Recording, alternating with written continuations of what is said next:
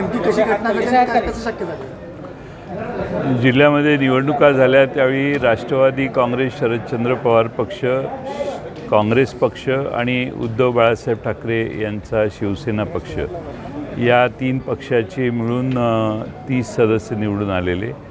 पण जिल्ह्यात निवडणूक होताना राष्ट्रवादी काँग्रेस पक्ष व अजित पवार पक्ष,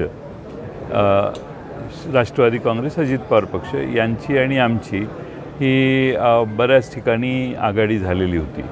त्यामुळं त्यांचेही 6 सदस्य निवडून आलेले होते आणि त्यामुळं हा निर्णय हा अनपेक्षित नाही आहे, हा अपेक्षितच निर्णय आहे.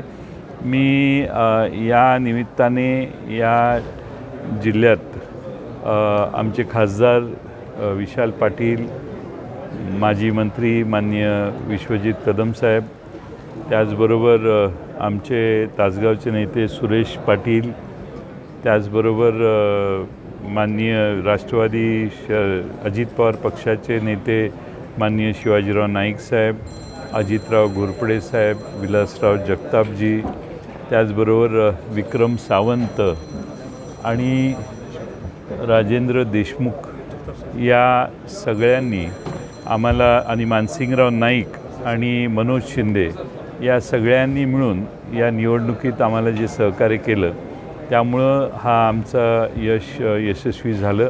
मी त्या सगळ्यांचे आभार मानतो. खास करून मी रोहित पाटील आमचे आमदार हे आज आले नाहीत, पण त्यांनी सर्व अधिकार आमचे माननीय सुरेश पाटील भाऊ यांना दिलेले होते. त्यामुळं आम्ही एकसंघपणाने ही निवडणूक लढवली आणि यशस्वी झालो.